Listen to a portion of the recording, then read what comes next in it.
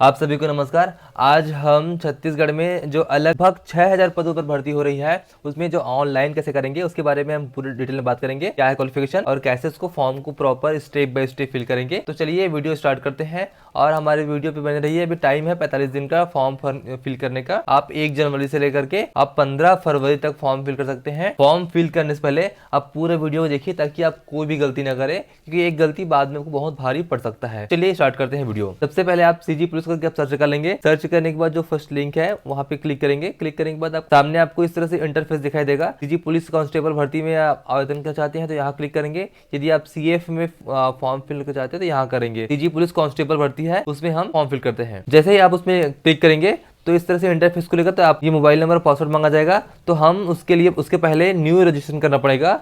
तो new registration में हम क्लिक करेंगे। Mobile number, first name, middle name और लास्ट नेम। यदि मिडिल नेम और लास्ट नेम नहीं है तो आप फर्स्ट नेम ही डाल सकते। चलिए तो हम डालते हैं मोबाइल नंबर और नाम डालते हैं। गेट ओटीपी करने के बाद आपको ओटीपी प्राप्त होगा। उस ओटीपी को आप फिल करेंगे यहाँ पे। फिर सबमिट बटन क्लिक करेंगे। सबमिट करेंगे। सबमिट करने के बाद आपको इस तरह से नया इंटरफेस खुलेगा। इसमें आपको पासवर्ड बनाने बोलेगा, कैपिटल, स्मॉल और न्यूमेरिक डाल के कंफर्म पासवर्ड करेंगे। यहाँ पे कैंडिडेट नाम रहेगा। कैंडिडेट नाम के बाद यहाँ पे डालेंगे आप, यदि आप मेल है तो फादर नेम डालेंगे और फीमेल तो हस्बैंड नेम। तो इस तरह से आपका रिलेटिव का नाम डालेंगे, फिर मदर्स नेम डालेंगे, फिर अपना जेंडर डालेंगे, मेल है कि फीमेल है, फिर अपना डेट ऑफ बर्थ डालेंगे।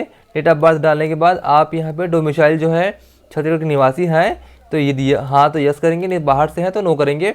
फिर आप डालेंगे, फिर आप फिल करेंगे नेशनलिटी कि आप इंडियन हैं कि बाहर से हैं। उसके बाद कैटेगरी, आप जिस भी कैटेगरी से बिलोंग करते हैं आप वो कैटेगरी अपना डाल लीजिएगा। जैसे कि आप ध्यान रखिएगा ओबीसी जो है लोग हैं, अगर आप नॉन क्रीमिलियर के हैं तो आप नीचे वाला क्लिक करेंगे, सबसे लास्ट वाला, और क्रीमिलियर के अंदर जाते हैं इसको क्लिक करेंगे। इसके पश्चात आप स्थानीय जिला जहाँ से आप निवास करते हैं उस जिला का फिल करेंगे। मैरिड है कि अनमैरिड है उसको डालेंगे। जैसे कि आप मैरिड करते हैं, मैरिड डालेंगे तो यहाँ पे एक और विंडो खुल जाएगा जहाँ पे लिखेगा विवाह की तिथि रहेगा और विवाह का तिथि। तो यदि आप विवाह की तिथि डालेंगे तो ये विवाह के समय का उम्र जो है आपका सामने यहाँ पे आ जाएगा। फिर डालेंगे ईमेल आईडी। ईमेल आईडी के बाद डालेंगे आप आइडेंटिफिकेशन मार्क। यदि आपके फेस में कहीं मोल है, तिल है तो मोल डाल देंगे, या फिर इंजूरी है तो इंजूरी डाल दीजिए। ऐसा इस तरह से आपको पहचान डालेंगे। फिर आइडेंटिफिकेशन नंबर, तो फोटो परिचय पत्र का मांग, यहाँ फोटो परिचय पत्र का मांग डालेंगे। नेक्स्ट है मकान नंबर। स्ट्रीट में आप यहाँ पे अपना अगर गाँव से बिलोंग करते हैं तो वार्ड डाल दीजिए। विलेज या शहर का नाम डाल दीजिए। अपना जो स्टेट है जिला डालेंगे। प्रेजेंट वर्तमान का एड्रेस है ये। यदि उसके बाद परमानेंट और जो वर्तमान पता दोनों सेम है तो यहाँ पे सिंपली यहाँ क्लिक कर देंगे, ये ऑटोमेटिक दोनों पे फिल हो जाएगा। उसके पश्चात आप यहाँ पे आई एग्री करके इस कैप्चा कोड के यहाँ पे फिल कर देंगे। फिल करने के बाद सबमिट करेंगे, फिर नेक्स्ट पेज खुलेगा। चलिए मैं फिल कर लेता हूँ। साथ ही ध्यान रखिएगा यहाँ पे जो इमेज साइज है वो 50 KB से लेकर के 200 KB के बीच में होना चाहिए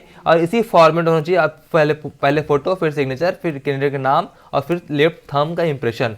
तो इस तरह से इसी फॉर्मेट में आप बना करके 50 के लेकर के 200 KB की पहले से आप बना लीजिए ताकि आप यहाँ पे अपलोड करने में आपको ईजी हो। तो चलिए हम इसको कंप्लीट कर लेते हैं। जैसे ही आप सबमिट करेंगे, सबमिट करने के बाद आपको इस तरह से एक नया इंटरफेस खुल के आ जाएगा जिसमें इंपॉर्टेंट कुछ इंस्ट्रक्शन दिए हुए हैं, उसको आप ध्यान से पढ़ लीजिएगा। जैसे कि अभ्यर्थी अपना ऑनलाइन आवेदन पत्र भरने से पहले विज्ञापन में दिए निर्देशों पढ़ने के बाद ही ऑनलाइन पत्र भरे। तो ऑनलाइन के पहले जो है आपके पास सभी जो डॉक्यूमेंट्स है वो होना चाहिए। सबसे पहले क्या है कि आपका जो जन्म तिथि, निवासी, शैक्षणिक अर्हता, आयु छूट, बोनस अंक जो भी आप डाल रहे हैं वो शारीरिक नाप जो के पहले किया जाएगा। इसीलिए अगर आपके पास नहीं है तो कोई भी फर्जी जानकारी ना दें ताकि आपको बाद में दिक्कत हो, क्योंकि जब फिजिकल होगा, फिजिकल के पहले नाप जो के पहले आपको ये दस्तावेज सत्यापन करना होगा।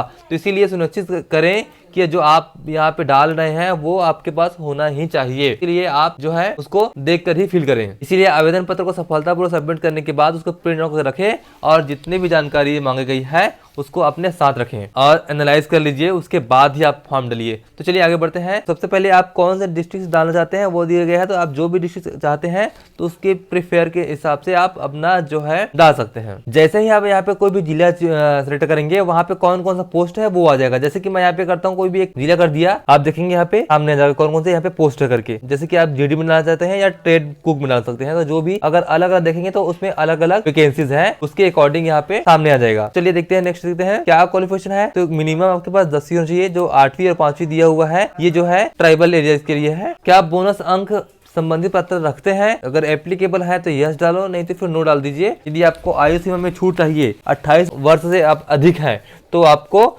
छूट के लिए यस करना होगा। यदि आप 28 वर्ष से कम है तो आपको छूट के लिए यस करने की आवश्यकता नहीं है।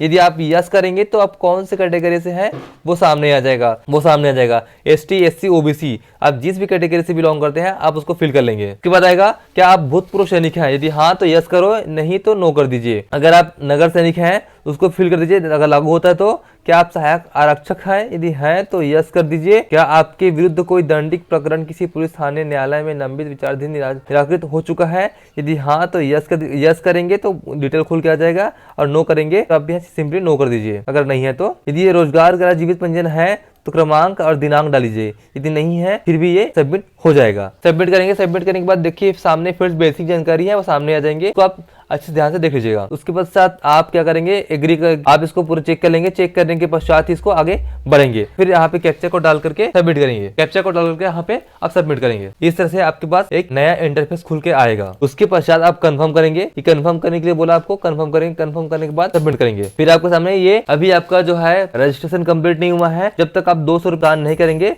तब तक आप रजिस्ट्रेशन नहीं मार जाएगा, आपका पंजीयन नहीं होगा। यह इस तरह से बताया गया है। जैसे कि हम इसको आपको 200 रुपए पे करना होगा तभी आपका जो फॉर्म कंप्लीट होगा। चलिए हम इसको पे कर देते हैं। आप यहाँ डेबिट कार्ड, नेट बैंकिंग, चलिए हम इसको पेमेंट कर लेते हैं। इस तरह से आपका पेमेंट सक्सेसफुल हो जाएगा। सक्सेसफुल हो जाने के बाद आप डैशबोर्ड में जाएंगे। यहाँ से आप देखेंगे आपका जो है आवेदन कंप्लीट हो चुका है। अब बात आती है तो हमने फिल किया सिर्फ एक जिला के लिए है, एक डिस्ट्रिक्ट के लिए। यदि आप दूसरा और डिस्ट्रिक्ट में डालना चाहते हैं फॉर्म, तो आप यहाँ से अप्लाई आवेदन करके दूसरे डिस्ट्रिक्ट के लिए आप यहाँ डाल सकते हो। तो आप इसके लिए फिर से आपको 200 रुपए देना पड़ेगा। तो अर्थात ये है कि आप जितनी जगह पे आप डालना चाहते हैं, यहाँ पे हम देख लेते हैं, ये अगर सब जगह में आप डालेंगे तो सबके लिए आपको 200 रुपए देना पड़ेगा। इन सब जगहों के लिए आपको 200 रुपए अलग से देना पड़ेगा। एक ही फॉर्म में आपका सभी जगह के लिए फॉर्म नहीं अप्लाई होगा, इस बात का आप ध्यान रखेंगे। तो दोस्तों अभी हम देखा कि फॉर्म कैसे अप्लाई किए हैं, और आपको पर्टिकुलर अलग अलग प्लेस के लिए, अलग अलग डिस्ट्रिक्ट के लिए आपको अलग अलग आवेदन करना पड़ेगा, अलग अलग फीस जमा करना पड़ेगा। तो ये है, आप एक ही फीस में सब जगह के लिए आवेदन नहीं कर सकते। दोस्तों आई होप आपको ये वीडियो पसंद आएगा, आपके लिए हेल्पफुल रहेगा। वीडियो अच्छा लगा तो प्लीज लाइक एंड सब्सक्राइब कीजिएगा। धन्यवाद।